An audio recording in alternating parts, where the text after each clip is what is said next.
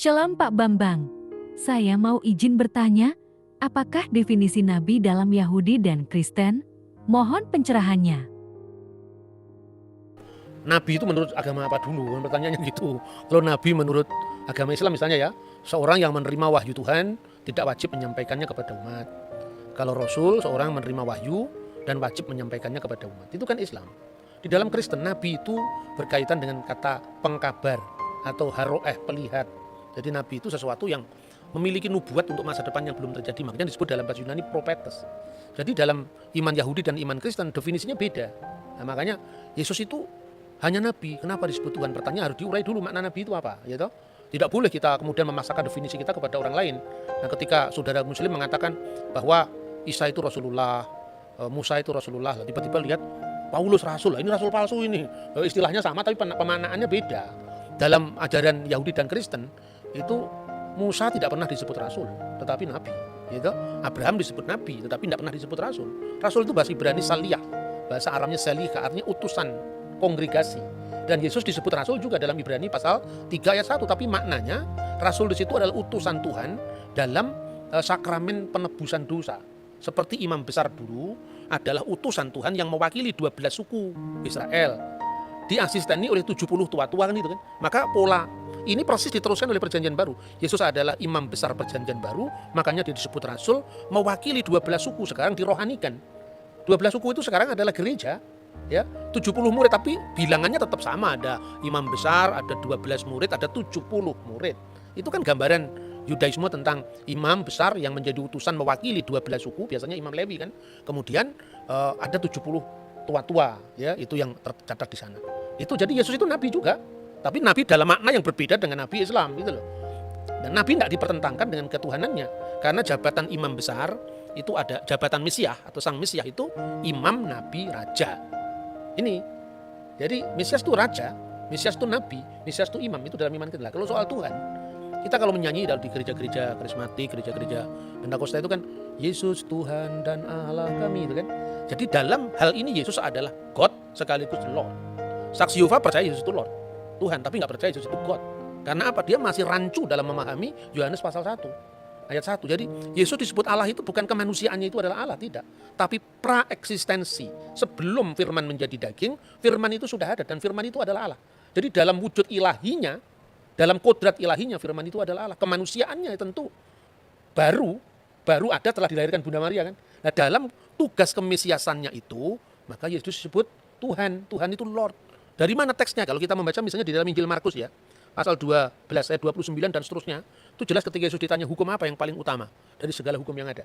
Misvah Harishona. Itu yang pertama, Shema Yisrael Adonai Elohenu Adonai Echad. Shema Yisrael Adonai Elohenu Adonai Echad. Dengarkanlah wahai Israel, Tuhan Allah kita, Tuhan itu esa. Itu yang menunjuk kepada Godhead, keilahian, divine of Jesus Christ. Tapi kalau kita membaca ayat-ayat selanjutnya misalnya di dalam pasal 12 mulai dari ayat 30 berapa ini? 37 38 ya. Pada suatu kali ketika Yesus mengajar di Bait Allah, ia berkata, bagaimana ahli-ahli Taurat dapat mengatakan bahwa Mesias adalah anak Daud? Daud sendiri oleh pimpinan Roh Kudus berkata, Tuhan telah berfirman kepada Tuanku, duduklah di sebelah kananku sampai musuh-musuhmu kutaruh di bawah kakimu. Daud sendiri menyebut dia tuannya. Bagaimana mungkin ia anaknya pula? Orang yang besar jumlahnya mendengarkan dia dengan penuh minat.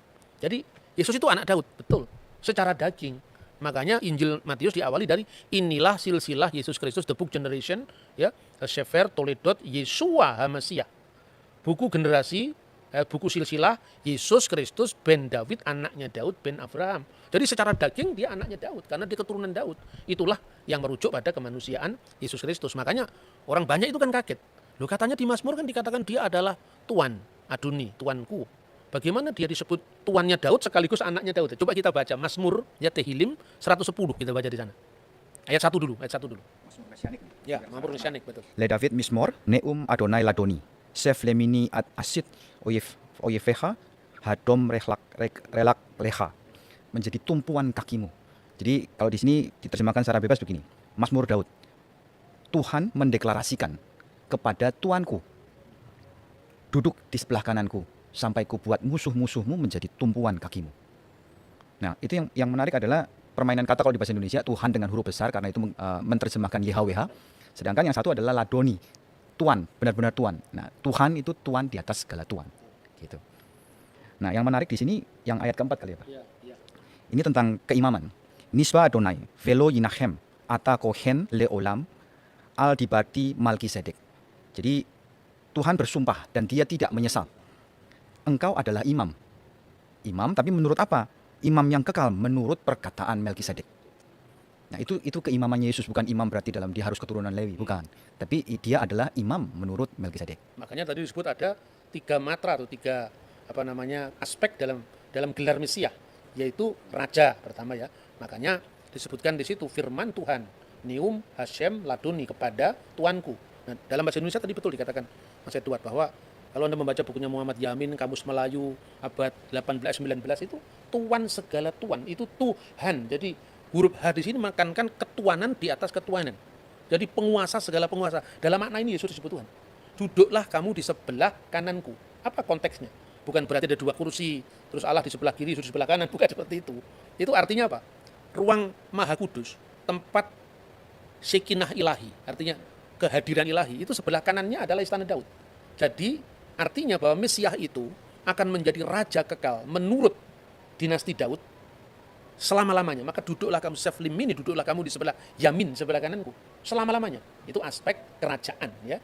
Pada saat orang Majus membawa persembahan itu ada 3. Emas, kemenyan, mur. Emas itu kerajaan, menyimbolkan tentang raja. Kemenyan itu tadi yang ayat 4. Engkau adalah imam besar menurut aturan Melkisedek. Artinya Melkisedek itu kan tidak berbapak, tidak beribu, tidak bersisilah. Bukan berarti dia tidak punya bapak sungguhan.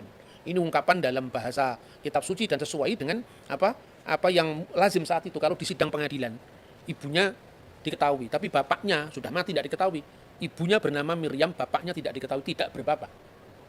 Ya, apater, bukan artinya dia lahir dari batu, bukan seperti itu. Itu konteksnya ungkapan-ungkapan seperti ini kalau orang awam kan sulit ya. Makanya kalau tidak paham membaca Alkitab dalam bahasa bahasa terjemahan letterlock, seperti yang misalnya terjemahan baru.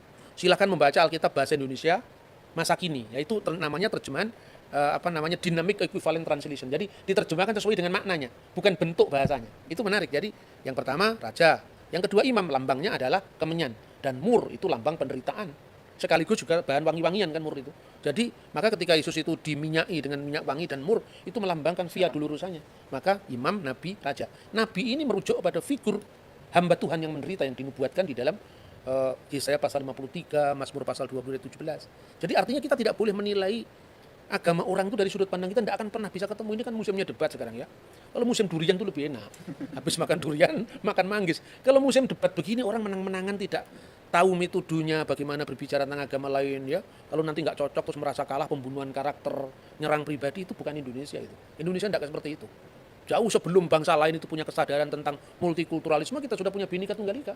Jadi kira-kira seperti Oke Pak Bambang, penjelasan Anda sangat mencerahkan dan menguatkan iman kami. Terima kasih, Tuhan Yesus memberkati.